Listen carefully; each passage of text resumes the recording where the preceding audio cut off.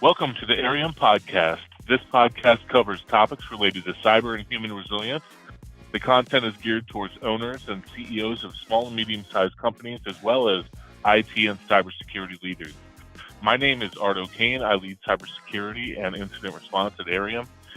Today we're talking about year-end security and year-end security checklist, and we're going to share actionable advice on closing out this year securely. Joining me today is Rob Carson from Semper Sec. I've had Rob on a bunch of times, so you all are very familiar with him. How are you, Rob? Doing well. It's Q4, so it's that end of year hustle, but there's really about one more week of productivity left in the year, at least with our customers. It's hard to get anything done right now. Everybody's trying to squeeze in the last effort, but it's like pushing against concrete right now to get anything done. Yeah, so we ask everybody that joins, and I know I've asked you several times, but maybe something's changed. How do you start your day? I start my day, that's funny. Like, I would like to tell you I wake up and I work out for an hour and meditate and do whatever the influencers do.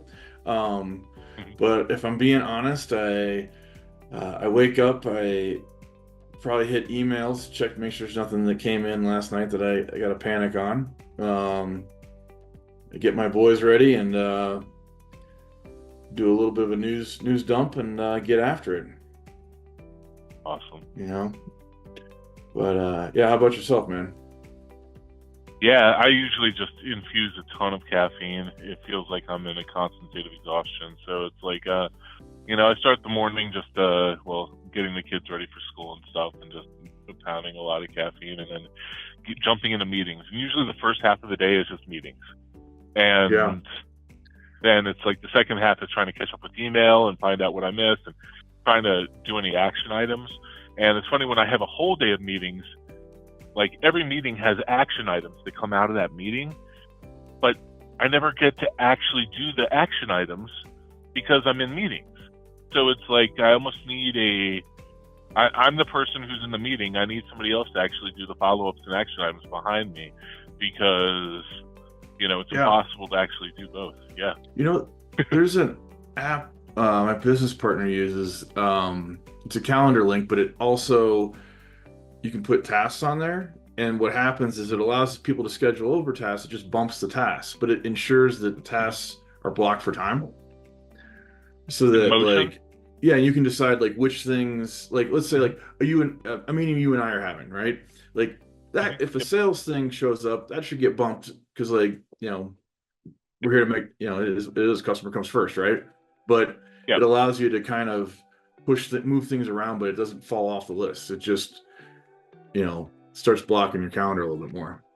It allows internal meetings to not be available, stuff like that. That way you can kind of go, hey, these meetings matter. These meetings can push, Right. Yeah, something like that I need to really integrate with my life, because it's, even when I have important stuff on the calendar, people will schedule over it with other important stuff, and then I end up quadruple booked, which is cool. I have to pick one to do, whichever one seems more important at the time, but then everything else goes undone, and then it's, hey, Art, why didn't you get to that? And it's, I'm like, I'm an octopus here. I'm just juggling as hard as I can, and it's tricky. But yeah, I need something like that in my life. Anyway, digging into compliance and incident response, and the end of the year, I know it's been an eventful year, at least on the incident side. And I've seen a lot with the compliance side, and a lot of concern also with CMMC coming, with the changes to CMMC. Really, when we're seeing incident response and compliance together, where do you see kind of that interplay happening, where incident response is a function of somebody's security program that's needed for compliance, and incident response is actually helping people maintain compliance, or do you find that compliance actually is helping bridge some of those security gaps, with those with the controls assessments and increasing compliance demands, that actually could be reducing incidents. What are you seeing from your side? Yeah, so it's funny. I think it kind of goes both ways, right? So I never let a good incident go to waste. If you're having a real one, it's a great time for budget to get stuff done. It's your opportunity to break stuff because stuff's already broken. You can get away with, rolling out MFA that weekend because like everyone understands and you have a lot more push, right? One of the things we do is we do like tabletop exercises, and what I like to do is I like to walk the customer through. If you can show me this, you get to pick A. If not, we get to pick B. Helping them kind of a little more make your own adventure, but also understanding why we do the things we do. Because like compliance and the security program, like a lot of that is, it depends on how you implement it, right? You can do minimum viable compliance, which some people do, or you can leverage that to have a more robust program and understand what you're missing. It's like, why do we check to make sure our backups are functioning? Well, just because the green light says that, you want to check what it's actually backing up. Do an actual restore. Have you actually can you actually restore? Or have you figured out IT doesn't know how to do math because they're calculating the amount of RAM that they need in DR based on the utilization in DR, not the utilization in prod, right? Something simple like that where you're like, oh, this isn't as simple as we thought it was, right? I think that's a big piece. I don't know, Art, like you're on the IR side, right? So you see what happens, when bad stuff happens, like, and I think, and this is where like people, compliance gets a bad name, right? But you look at, and actually you talk about, you mentioned CMMC and some of that changes. Like one of the key things that I see people not realize is there's these NFO controls. There's these controls that are like implied tasks. So it says like test your incident response plan and stuff like that. It doesn't say you have to have an incident response policy or plan, but you have to have one in order for them to test it, like to pass that section, right? Like, so it's an implied task. And I always look at like the tabletops are great to figure out what you're missing, right? What have we not discussed and how to continue to improve? Because if you're doing things right, you should be able to, well, maybe, this is where like I'm curious on your side. There's those thresholds, right? Or there's different levels of your capability. Are you stopping employee error, right? Employee leaves a laptop at Starbucks, turns out it's unencrypted.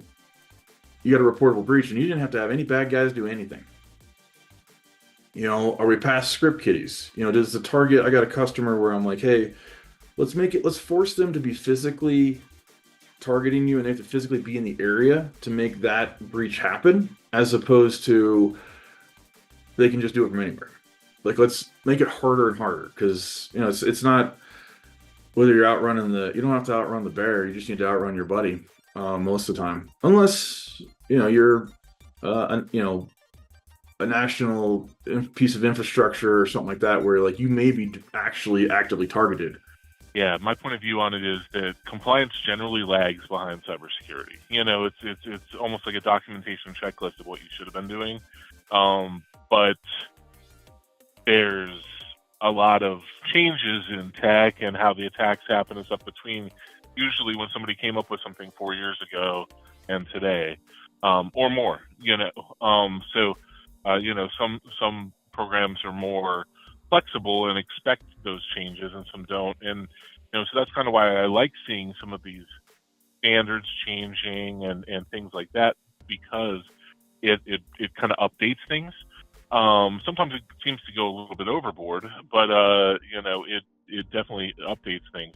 But what I love is when I'm doing an IR for a company where it's almost like they have a really integrated team, where you have the IT team and the security team are working well together, and the compliance team is really just kind of the compliance and security program is really one program, and it's not separate things. And there are security things that are well above and beyond anything that's required in any compliance that's implemented. This is a part of their security program, but that's a part of their compliance program is in there too.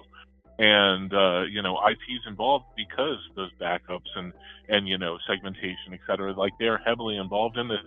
And it's not just security trying to beat them on the head, trying to get things done. And, because a lot of times security is almost the people from the side wagging their finger and saying we need to change this. But usually, a lot of times we don't have a lot of tools in the IT environment, or a lot of power in the IT environment, because IT controls that. So a lot of times we're just telling them what they should do, and then they laugh at us, that kind of thing. So until they get breached. But when I am working on an IR and they actually have a really integrated team where compliance, security, and IT is all working together, then they're able to respond usually fairly quickly. The compliance leader usually knows what reporting requirements are needed for any contractual or compliance requirement. Everybody kind of is involved and they understand what's needed. When compliance isn't a part of the picture, a lot of times that reporting and what the requirements are is missing. So security and IT will work and get the company back up and running, and they'll respond. But then there's this big compliance risk there that nobody's notified who they need to notify. Nobody's done this after action reporting that needs to be done to these agencies, etc. It's just when I find when they work together, it just works better. But historically, I've always said that compliance really lags behind security, but lately with these updates, it seems like they're catching up. Well, I think it's how you use it too. Like you brought up some really good points. So it's funny, some of our customers, compliance is leading security because they had nothing to start. So sometimes you're going the other way. But I think of compliance sometimes as it's making sure you consider all the things to check, because you have humans involved, people are busy, and things change, people forget, whatever. And without that compliance, without the regular audits and validation, and we're doing all the things and we've considered but rejected, we've made conscious decisions. When you have an actual IR event, it's really nice that your stuff's already tied together. It's you know what you're doing. And you talked about integration. I think that's a really big piece. One of the things we do with IR tabletops and stuff is I usually do 2 sessions. I'll kick all the nerds out but 2, and I'll put HR, finance, marketing, sales, those people in the room, and we work through their role. Because I think one of the things that, I don't know if you've seen this, but you talk about fully integrated, that means not all of us are qualified to talk to the public. So having those other enablers in there, because one, there's the bits and bytes side of things, hey, we're going to go review logs, blah blah, that's great, but how do you negotiate with a terrorist on Twitter or on X? How do you deal with somebody who says they've got your admin credits? It doesn't have to be true, but what's your communication plan? What do we tell our employees to tell customers? How are we going to handle those things? Because those are key elements, right? You can have all the bits and bytes, but if you manage it, your comms are terrible, you're going to have a bad day. Because unless you're Marriott or Target, if you're Marriott, Marriott gets popped, you're still probably staying at a Marriott. It's not, or unless you're a Hilton guy, right? Maybe you'll switch to Hilton. I don't know. But for the smaller organizations, it really comes down to comms, because everyone knows we're all riding the cusp, and it could happen to anyone. And so how did you handle it? Were you acting, and this is where the compliance come in, were you acting in good faith? Did you have all the right stuff in place, so that if something happens, it can happen, but is it, are you in a defendable position, right? I think having those good comms is huge. It's funny you bring that up. That's I think it's a key thing. I think a lot of times compliance becomes checkbox, and with you think about the ISO 27001. The reason why I love that framework the most is it allows you to the controls are as opposed to NIST, where it can be very prescriptive. ISO will allow you to go, hey, I need to be more robust here. We've identified a higher risk. We need to be tighter here, and it should be security compliance as one thing, like, but that's a perfect world, right? When you treat it as checkbox, whatever, then of course you're garbage in, garbage out. Yep. Let's drill into that like tabletop concept. I've been running so many of them lately. Just did one at a big conference, and it was attended by leaders as well as by IT and security people. So it was kind of interesting. I was telling them, I ran through an exercise with really the whole conference, and I was reminding them when they run them internally to invite their whole executive team, invite these other stakeholders, HR, sales, etc., these leads into the tabletop, because things in an incident actually go sideways really hard because of these people. A lot of times, wanting to steer in different directions. And we've been pulled into incidents before that we would have solved in probably 3 days. And it ended up taking months because the executive team would just insisted on driving the ship and just having us sit in another room. And likewise, I've seen IT guys make horrible decisions regarding comms and regarding really messaging and things like that to the rest of the company, employees. That's when all your stuff gets spilled on Twitter and the news, because employees are going and saying IT said this, there's a lot of different kind of almost cultural methodologies that you see.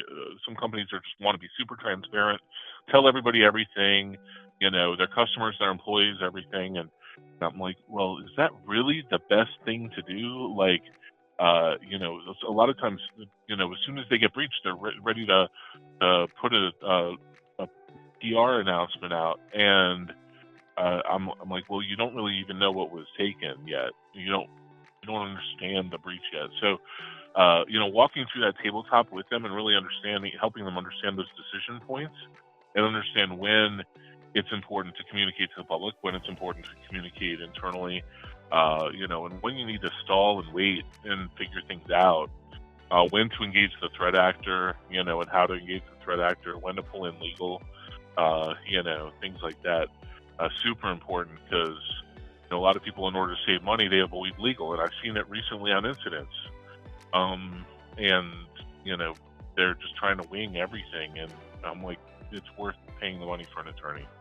Yeah, well, and having sometimes the IR teams come through outside counsel allows you to protect some of that discovery piece, because, let's face it, you don't know. Like, you've had an event, something's happened, you're trying to figure it out, you're doing triage, you're treating it like it's hot, but initial reports are always wrong. So, you talk about, like, who's allowed to declare an incident, and the difference between an event and an incident, and then because, like, all these ITIL tools, like, seem to call everything a dang incident, which is frustrating. But also, like, is it it's an incident? Is there a breach? Is, like, what we had a bad thing happen, but does the bad thing, did they steal anything? What do we know? Like, and it's funny, you talk about, like, the legal contracts. Like, I always help customers, when they're getting those security addendums, and I'm like, when they say suspected of security events and incidents, and I'm like, well, you want to triage my firewall? Like I suspect stuff all day. Like, hey, maybe, how about a confirmed breach? Like, can I stop the bleeding? Can I, or do I need to call you and say, hey, your data's leaking by? Like, probably not. It's like, but it's figuring that part out, right? Of, like, what's the breach? We had an incident. What's the impact? What do we know? And and it's that constant OODA loop, right? What do we know? What should we do about it? Observe, orient, decide, and act. Right?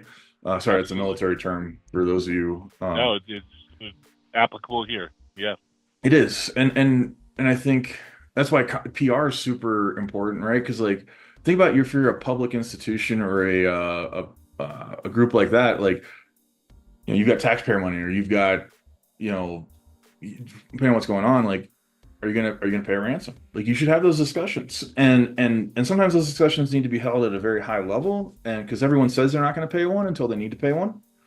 Um, like, and what does that impact, and how do you pay it? So you don't wind up, because the FBI will tell you don't do it. That's great. But the FBI, it's not the FBI's data, so it's easy for them to say you shouldn't do that. But at the same time, you could now get in trouble because you wind up sending money to an OFAC country, something that someone is sanctioned. Yes. Like, oh, now you have created a new problem that the FBI is going to talk to you about. Like, absolutely. Let's think about that, right? No, and it's funny. It's that time of year. I can run a whole podcast on that. Yep. Yeah, I bet you could. Like, because people have no idea, right? It's like, how do you want to handle that kind of stuff? Like, people don't.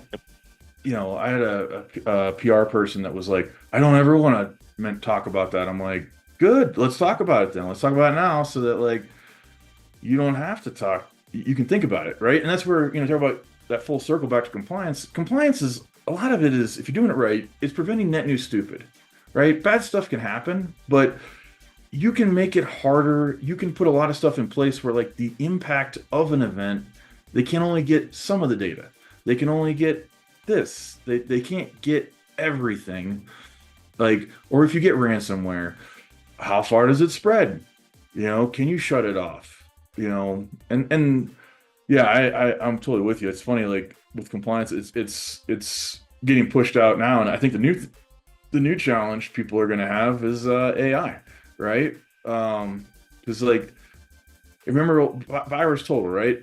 People don't realize that people can have back-end access to everything that people upload to virus total. So when you're uploading those PDFs that are super important to you, like, you're actually sharing that with people. Yep. Like, did you think about that? And with AI, people don't even think, oh, I just put this in here, and if it's continuous learning, it's learning. Yep. Exactly. They're learning everything, all your inside secrets, your partnerships, your trade deals, everything, as you're putting it all through ChatGPT. Yeah, absolutely. So what would you say, because we're also talking about end of year, like, what kind of things would you do end of year for your IR side? Like, yeah. So number one, reevaluate where you are as far as cyber insurance. I've seen a lot of companies deciding not to go with cyber lately, which is fine. You have to understand that there's a risk, though. If you decide to make a financial decision not to do cyber insurance, you're making a decision to self-insure. And so when there is an incident and you call us and it ends up being very expensive, that could have been mitigated by having cyber insurance. So cyber insurance also helps link you up with cyber counsel. After an event, a forensics team, recovery team, notifications, all of that stuff, any kind of, reimburse on ransom payments, help pay for lost debt, revenue during downtime, etc. There's a lot of expense during an incident, and some of these incidents, if it's a full-scale ransom, if you have 1,000 servers, it could take a month or more to recover everything. And get you back up and running, or rebuild everything if you decided not to pay the ransom. Art, you brought up Yep. Oh, sorry, I didn't mean to interrupt you. You brought up a great point. What's your experience? Because I think a lot of people don't quite understand. Like, if you have cyber insurance, right? And first of all, that's where compliance comes in to make sure your insurance will pay, because you were still acting in good faith and did your due diligence. But a lot of times with IR, I don't think people realize that insurance company is going to bring in their team. A lot of it will depend on what insurance carrier you have. Some insurance carriers actually have their own team internally. They have their own IR team, and they may outsource certain parts, but they're actually kind of controlling their costs by having a lot of that response done internally. Where some carriers have a specific, they call it a panel of pre-approved vendors. So they will have, a list of, hey, we are supporting you working with CrowdStrike, or, a group of or Mandiant, or a group of 5 or 6 different vendors that they want you to use for your IR. And then, same thing with cyber legal. They'll have a list of 5 or 6 cyber legal firms. And, for notification and pay, if credit monitoring is needed. There are different companies that provide that, and things like that. And so there's a list of vendors on each of these that are for each of those kind of functions in the IR, even PR, getting notifications out to the public and helping craft the thing. Usually cyber insurance will help with that. But that is all, they're controlling costs by having a contract with a partner, and you're only allowed to work with their approved things. So there are ways to get around that.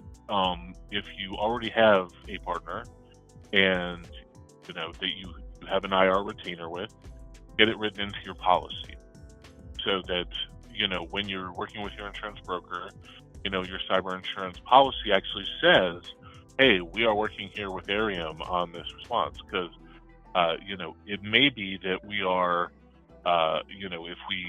if you work with a insurance company that we are not on the panel with, they may bring in somebody else, and they may kind of insist on that.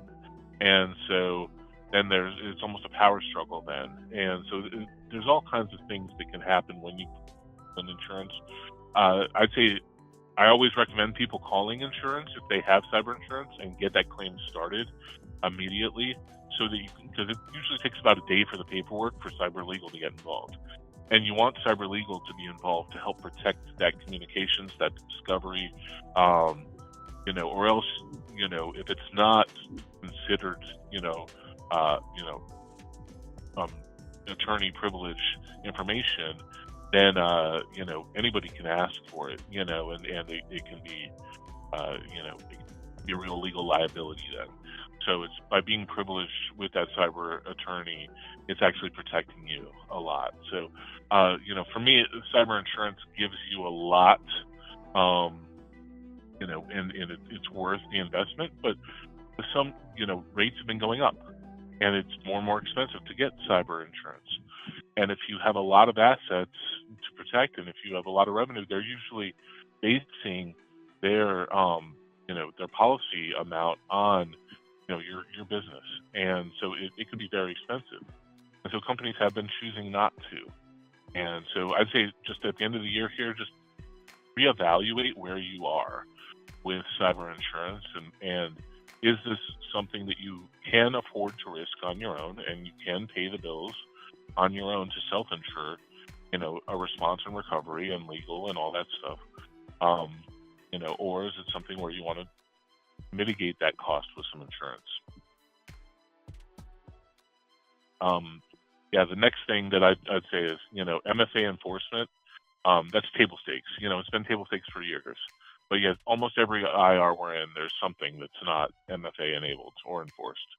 And think beyond email now. It used to be, I have MFA on my email, good. It needs to be on everything now. Any kind of access to any system, really should have MFA on it. And there are solutions out there to make it easier and kind of single sign-on experience, so that you're not sitting there just like living in MFA hell for 20 years to log in the morning. But it's something that should be on VPN, your Citrix access, your RDS, any kind of system that you're accessing should have multi-factor authentication now. And every breach that we're dealing with is still like a lack of MFA problem. Yeah, no, and I actually know some people who have lost their cyber insurance because they didn't have MFA. And I can tell you this, getting cyber, once you have it, you don't want to lose it, because it's much harder to get. And that's probably where compliance comes in, is it's not foolproof, but it's at least it's validation that you have some basics in place, right? Now it depends on the standard, right? Some frameworks are more robust than others, right? And I think that's a key thing to understand. But absolutely, no, I'm with you. Yeah. You want to talk about year-end stuff here? Yeah. Well, is there anything you would add to the checklist for the end of the year here? Yeah. So I would pull out your master audit and activity schedule.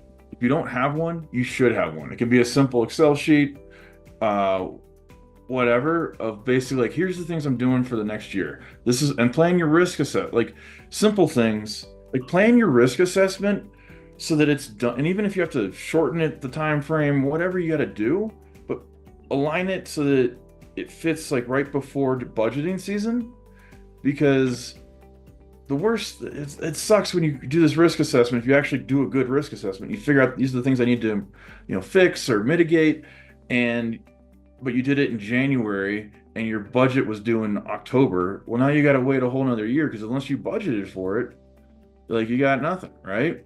Now, and that's where, like, if you're doing it right, it should inform what your budget is, and you should be able to identify those risks, and like, it's easier to discuss that with the business and justify your budget if you have that done ahead of time. So I would plan out my audit and activities schedule, right? If you're one of those people that has a separate SOC 2 audit and an ISO audit, and you have these different things spread out, like, either look for a vendor that does both at the same time.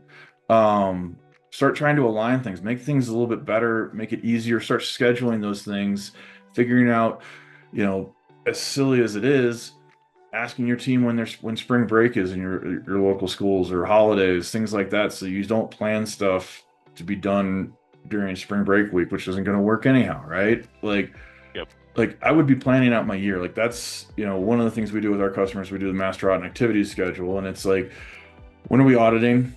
When are we doing our activities? Start scheduling those things out so that, like, you kind of thought through these things. And sometimes what it looks like is you might schedule Q1 much more specifically with specific dates, and then Q2 might be months, and then Q3 stuff might just say, hey, I'm gonna do this in Q3. And like, every quarter you kind of tighten it down a little bit more as you get to that next quarter. That way you're not over planning and wasting time trying to set very specific dates, which sounds awesome, but no, that's also may not survive first impact. But if you schedule out the next quarter, you can it gives you enough operational room to maneuver, and figure out what's going to happen, what's not, right? Like, I think that's a big piece. I think, if you haven't done your access reviews, now's a great time. I don't,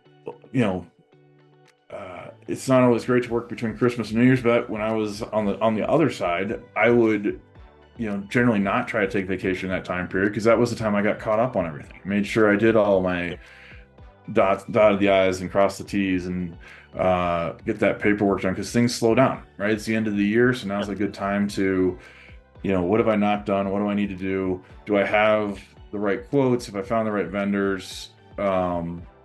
People hit us up all the time for, hey, I need a preliminary quote, stuff like that. It's like, okay, hey, here's what we should budget for, things like that. Making sure your numbers are accurate, so that you're not asking for, if you think you're getting it done for 20 grand, it's going to cost 80 grand. Like, hey, it's a big difference, right? Also, it's a great time to kind of talk to sales, right? Like, what markets are they going into? What is the business planning on doing for next year? And if any kind of intel you can get on, like, future markets, stuff they're looking at going into, what's the business trying to do? Will really help inform what frameworks you may need to be doing, right? So, like, let's say you're a SaaS company, you want to start selling to the federal government, or to federal government contractors, right? Like, FedRAMPs probably might be a thing, and that's a very big undertaking that is not cheap, and is not something you want to try to do unbudgeted. You're really gonna hate life. Or do I need to add a SOC 2? Do I need to 27701, or maybe it's the 42001, right? The new AI standard. I think that's a key thing that people don't even realize. Like, this is a good time for planning, right? Like, you can only there's not much time to get any group activities done, but we can plan. Exactly. And that's a good point about the really kind of looking at your audit schedule and your risk assessments and everything, and say, okay, what do I need to add budget for? I'm sure budgets have already been approved at this point, but even in stuff that has been budgeted, like just confirming your plans for this year, because time flies, and really you're going to be into January, into February, into March, and before you even realize that, you're missing half the things. So and being smart, actually right? Spending this time. Summer vacation. You're not getting much done in the summer. Things slow down, because if you have group activities, like, trying to get everyone around in July can be a very difficult activity, right? So thinking through reality. Briefly, can you talk about really kind of any changes in compliance that you know of that are coming this year that people need to there's a keep an couple eye of out things. for? Yeah, so we'll start with ISO because that's near and dear to my heart. And for those of you listening, like if your primary vertical isn't the federal government, then I think ISO is the best baseline you can have because it does map to the NIST standards. It's very easy to add a SOC 2 to it. It's a solid backbone. And one of the changes that has come out in all the ISO standards is you need to consider the environmental impact to your ISMS. It's a new thing that's been added in there. It doesn't require a lot of effort. You just need to make sure you go, yep, we've thought about this. Like, could a hurricane hit us? You know, weather things, stuff like that. You don't have to necessarily decide to go green or anything like that, but understanding what's the impact, you have to identify that. So that's something that's come out with ISO. And then CMMC. Now there's a lot of fear, uncertainty, disorder out there. They're still pushing stuff. So the final rule has been done by the DoD, but it hasn't been done with the CFR. So it's coming. Exactly when is it going to be? Right now, it's still south attestation. But it's coming. You're going to need to get a CMMC audit. I've heard some people think it'll start showing up in contracts in, mid 2025. Some people say 2026. I've heard somebody say 2027. So like the thing is like if you're part of if you're some of the DoD though with DFARS, you still need to be doing these things now. This isn't new, and you've been required to meet NIST 171, which is basically what CMMC level 2 is. So you need to be doing these things anyhow. So getting that in place, getting a program in place, and being able to upload that SPRS score is going to be super important. So I think that's one of the big changes, I guess, that's come out is like it's getting more and more contractually required, and the sooner you move to getting that stuff in place, the better, because you're going to start getting those external audits. And you got to remember with the external audits, it's pass fail. There's no partial credit. So, it's like MFA. If you have MFA enabled, great, but you have MFA enabled for all the systems that are part of that scope, not just O365, right? If you have other things that are in there, you want to do that. The other thing, and I'll kind of circle back to ISO, is 42001 has come out. So that's the new AI standard. I'm a big fan of it. Whether you need to get certified against it or not is going to be organizational dependent. If you're just utilizing AI, you probably don't need to certify against it, but I would make sure that you have a good AI policy in place and some AI training so people know how to use it, what they're allowed to use. It's the same as, it's not any different than really buying cloud software, right? You have Shadow IT, now you're going to have Shadow AI. So you got to get a handle on that and be like, hey, we can't use Evernote because we don't have an enterprise license. You got to use OneNote. Or, hey, here's the AI stuff. Here's what it does. Here's where you can put it in there. Here's what not to upload. Or disclosure, right?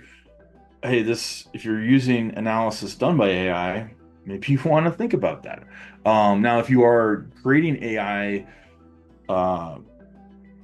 systems in your platform, stuff like that, then yeah, you absolutely need to start looking at it because the questions are already showing up in questionnaires. I'm already seeing that. And I would tell you sometime you're going to start seeing requirements for AI certification. And it's coming. The sooner you can get ahead of it, the better. Because like people who are training, if your AI model involves PII, right? Like, how do you get that data out?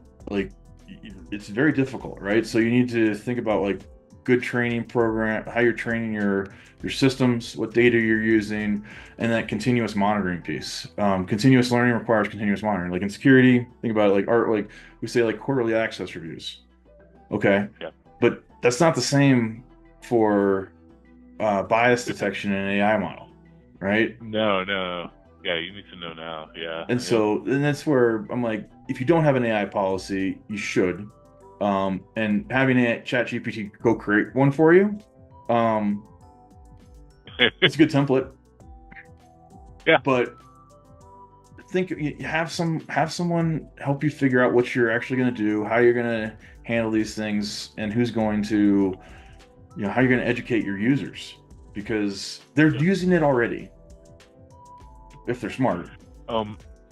I think we're going to see some interesting things in the trickle down kind of third party risk of all of the supply chain with AI, because almost every software package we use now as an organization has AI built into it. Or at least the marketing says it does. Well, yeah, or like HubSpot, etc. It's like all has like a co-pilot or whatever. So I think everybody's integrating LLMs into their products now, and some are using machine learning and actually doing creative, cool stuff, but others are just kind of integrating an LLM and bingo. But with that, with it being so prolific in everything that we have now, controlling that and putting governance around it is going to be rough. Like companies are going to have to provide tools for us to be able to disable that, on every platform we use if we don't want it, and then controls around it, which I haven't seen any company giving us controls around what data can be stored and used in there and things like that. So, yeah. Yeah, you got to look for companies there's systems out there where they basically kind of set you up. They're using AI, but it's inside. It only learns on your stuff, and so when you leave, that whole system's deleted essentially, because that way it doesn't go back to the master, right? But otherwise, because the problem is like you said, how do you leave? Is your data? You talk about data deletion. You have these contracts where it's like, okay, hey, when we leave this software vendor, you're supposed to delete all my stuff. But how does that work with AI? Exactly. It's going to be fun. Ideally they have each customer on their own model or their own engine, but that's not scalable at a SaaS level. If you're buying a SaaS application and they say it has AI in it, and they have 100,000 or more customers, do you think they're running an AI engine for every customer with their own tenant? Probably not. It's probably one. They're probably doing some kind of data segmentation or something as well as they can. But I think that real enterprise software, they're going to have to, and you're paying for that in that enterprise software. But I think that this is going to be a huge problem for this next couple of years, as becoming more and more prolific. Is what's allowed in the organization. Companies are going to actually have to think about okay, you can use this software, but make sure this is turned off, or we don't want this running. Even the AI, transcribers that everybody has in Zoom. You can pop into some meetings and there's 15 different AI attendants listening, and transcribing, which is fine, but it could introduce litigation risk or something else later, because you could be getting sued for private data being out there. So, there's definitely a lot of risk there to think about going forward. Yeah. No, it's everywhere now, right? And it's going to be a challenge, I think, and I think it's a valid thing. We use AI Companion for meeting notes and stuff like that. It's super useful. It's a great tool, but it's kind of like I gotta use a better analogy. I don't want to trigger anyone. Like a car, right? In the wrong hands, it's a dangerous. It can be dangerous, right? But if you're trained on how to use it, you know how to drive down the lanes and use it on the highway, and you got your license, hey, you're good. But if you're not you're using it incorrectly, it's bad. It can be a very bad day, right? And so we want to make sure that you can use it, because I'm not anti-AI. I'm a big fan of it. I think it speeds Oh a whole no, lot I of love things it. up. But Absolutely.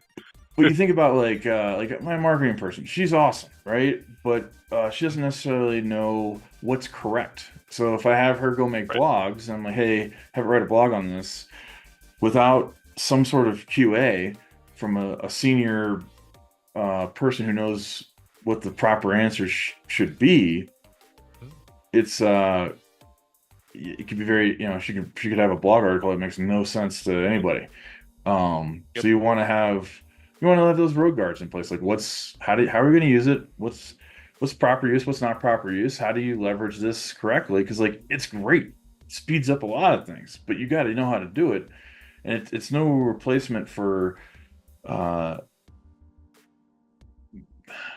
your that human factor of having to look at it. Like, does this make sense to Yes. validate it? Because AI is wrong. They have hallucinations. Like, I've had a Oh, whole argument 100%. with AI on the AI standard because it thought I was talking about energy or something, and I'm like, no, it's not. Yeah, I've had it invent sources, basically lie and tell me that this source exists when it doesn't.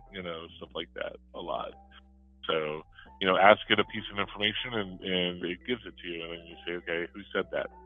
Where did this come from? Exactly. And then it's like stuff's completely just invented. So, yeah, absolutely. So it's interesting that there's already developed a ISO kind of standard around this. So that'll be great to know going forward, that we can throw everybody at you that has really AI compliance questions.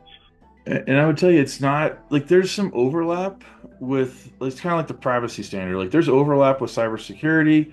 There's some overlap with AI, but not that much. It's almost like doing 9,000. Like, don't assume because you already have ISO or something like that this is going to be super easy, because it is different.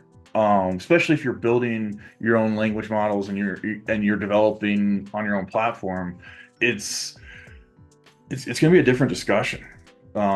Because like, yeah, we care about the cybersecurity of it all, but there's a whole lot more to it than just protecting it.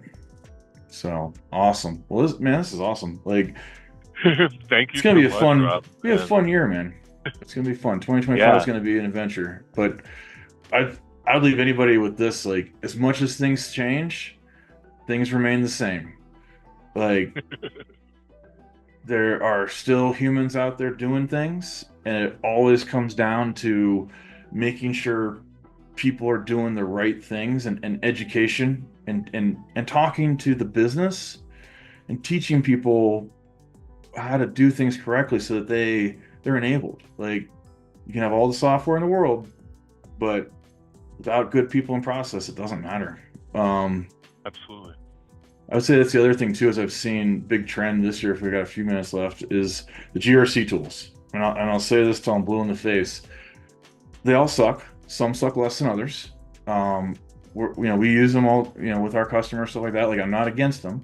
But understand that it is not going to help me grow hair, lose weight, get girls, any of those things. It doesn't do all the things that promise. It's a piece of software. And some of them are very walled gardens where it's almost like you have to do it inside of their thing. I would look for ones that provide that flexibility, that allow you to link and get credit for it where the monitoring actually works, as opposed to, like, because like there's one out there, it's like, well, you have to uh, upload your org chart into it and put the org chart inside this platform, which, if I already have an org chart that HR's created, I just want to link to it. I don't need to go make this twice. If my password policy is 6 characters and I change it every 33 days because I just hate myself, like, I should be able to monitor that. Like, making sure that it's going to work for what your business does and how you operate, not, you don't have to wrap your processes around how the technology works. Because like, what happens is, like, with some of these things, like, I feel like it's creating duplicate effort. Like, it's not necessarily speeding up. There are some great parts. The connectors can work great if they're flexible, but be very careful about the cyber bullshito. I don't know if we can say that on this podcast, but there is a lot out there. They all promise great things, and understand what it's going to be good for, what it's not going to be good for. It is not like, I had one customer. I was like, which one's the best for document management? And I'm like, none of them are good for document. They're not document management systems. Like, they have a approval process for policies, but it's not like there are better solutions out there if that is your key thing. Like, this is not what I would use for any of that, right? Like, so I'm putting out there as a trend, like, everyone thinks these things are magic, and when you can get a 10 grand implementation, you're not going to get great. Like, you get what you pay for. So be careful out there, because, like, yeah, you might hate life more. It might be better an Excel sheet and a SharePoint page. There's a lot of tools like that, cybersecurity, IT, etc. Everybody tries to replace everything with some tool that says it might be able to do all these things. And the sales guys will tell you that they can do all these things, but in reality, it usually doesn't do well. So, yeah. You want recurring tickets. Yep. And make sure you got that integration with the IT ticketing system, because if you think other people are going to come to your GRC tool, you're smoking crack. No. Like, no. Yep. Sorry, I had to get off my high horse, but I just want to make sure I provided that rant. Thank you. So this is Rob Carson, everybody from Semper Sec. If you have any kind of compliance questions, Semper Sec really is the subject material expert there, and not just compliance, but anything cyber maturity, cyber program development, stuff like that. They are amazing with. So thank you for your time today. This was a great discussion. Please, everybody that's listening, subscribe to this podcast on whatever platform you're listening on. New episodes will typically come out every other Wednesday. For more information on Airiam, visit www.airiam.com. Thanks.